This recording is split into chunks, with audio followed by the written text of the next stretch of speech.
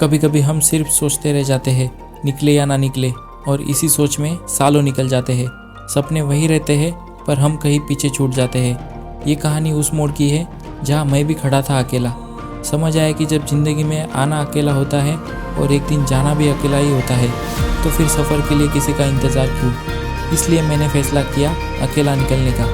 ना मंजिल का प्रेशर, ना लोगों का सवाल, बस एक रास्ता और एक दिल के अंदर जलता हुआ एक सपना।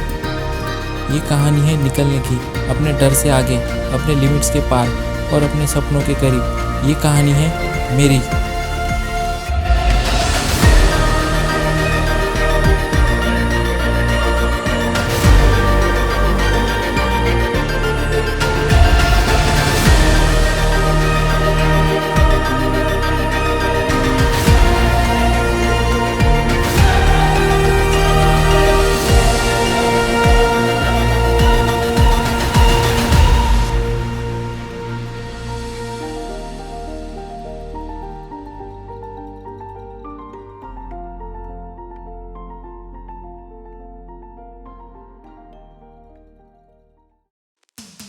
दो से तीन बार दोस्तों के साथ प्लान कैंसिल होने के बाद मैं निकल पड़ा अकेला, सोलो, अपने 6 दिन के गुजरात राइड पर। वैसे मुझे वडोदरा से सीधा कच्छ जाना है, जो कि अपना पहला डेस्टिनेशन रहने वाला है।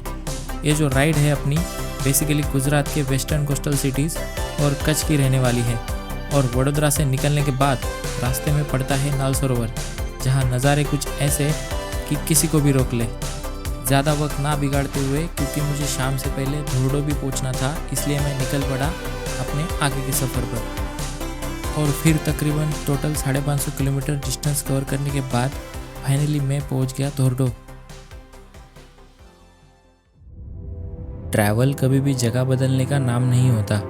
कभी कभी ये एक जरिया बन जाता है खुद को ढूंढने का। बहुत सारे पहाड़ और समंदर देखने के बाद मैं पहुंचा एक सफ़ेद दुनिया में, जो कि मेरे लाइफ का टर्निंग पॉइंट होने वाली थी। ना ही ये कोई समंदर है और ना ही कोई पहाड़, पर समंदर जैसा पानी यहाँ बहता है और बर्फीले पहाड़ जैसी सफ़ेद यहाँ की ज़मीन है। ये है इंडिया का इकलौता white desert, Rann of Kutch.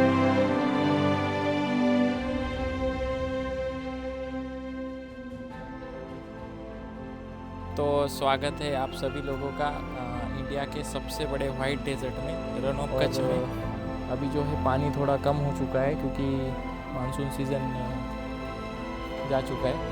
और कुछ दिनों बाद ये एरिया जो है पूरा का पूरा सफ़ेद मून जैसा वाइट हो जाएगा।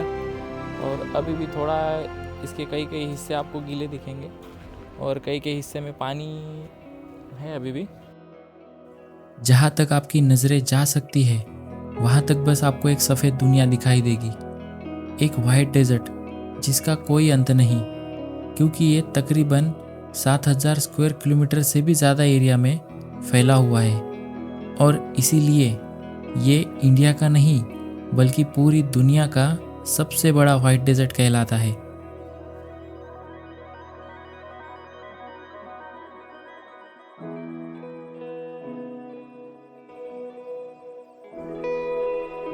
कच्छ अपने वाइट डेजर्ट तक ही सीमित नहीं है, बल्कि इसके अंदर एक आइलैंड भी है।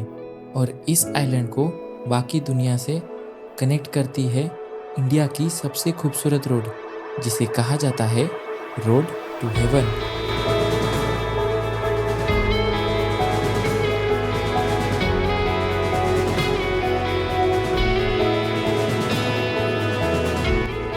रोड टू हेवन से आपको जो नज़ारे दिखेंगे वो वाकई हेवन के नज़ारे हैं, स्वर्ग के नज़ारे हैं। इसीलिए इस रोड को रोड टू हेवन कहा जाता है। 30 किलोमीटर लंबी ये रोड शुरू तो होती है, पर ख़त्म होती ही नहीं। इस पर चलते चलते आपको ऐसा लगेगा कि ज़मीन और आसमान एक हो चुके हो और आप कहीं दूर आसमान में चले जा रहे हो, कोई ऐसे रोड पर जिसका कोई अंत नहीं। रोड के दोनों तरफ लेक में रिफ्लेक्शन ऐसे हो मानो खुद आसमान नीचे आ गया हो।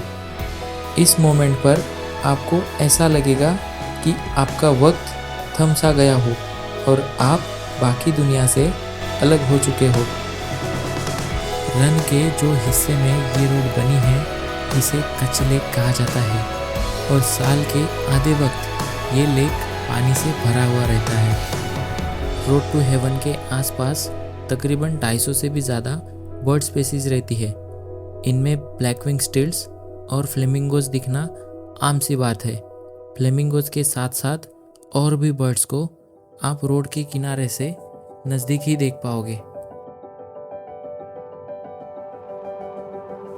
इस रोड के अंत में आता है आइलैंड खादिर बेत, जिसमें बहुत सारे विलेजेस हैं, पर जहाँ ये रोड ख़त्म होती है उसे कहा जाता है धोलावीरा।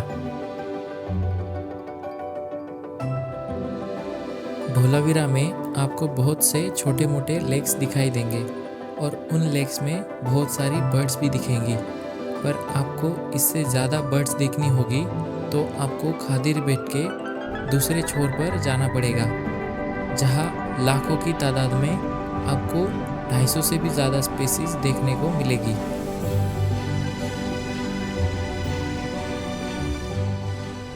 भाई जिस जगह में मैं अभी खड़ा हूँ ना, वैसी जगह आपने शायद सिर्फ फैंटेसी में देखी होगी, या तो हॉलीवुड में देखी होगी या तो कोई भगवान के मूवी में देखी होगी, क्योंकि यहाँ पे इतने पंछी हैं कि आप उनको गिन भी नहीं सकते।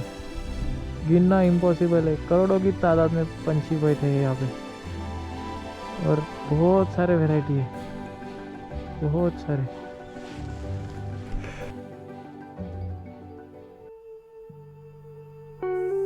रोड टू हेवन के बाद जब लगा सफ़र अब शांत हो जाएगा, तब खादिर बेत के इस किनारे पर नेचर ने और एक सरप्राइज रख दिया।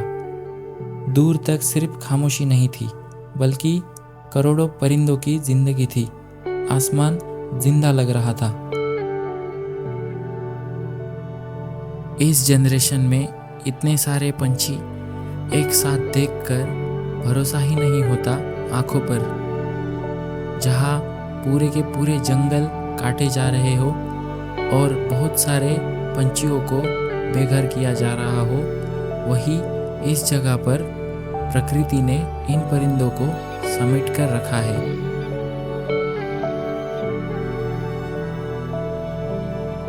जिस प्रकृति ने इंसान को बनाया, आज वही इंसान खुद प्रकृति को काबू में करने की लाख कोशिश करता है, पर वो ये नहीं समझता कि प्रकृति ही इस दुनिया की सबसे बड़ी रचयिता है।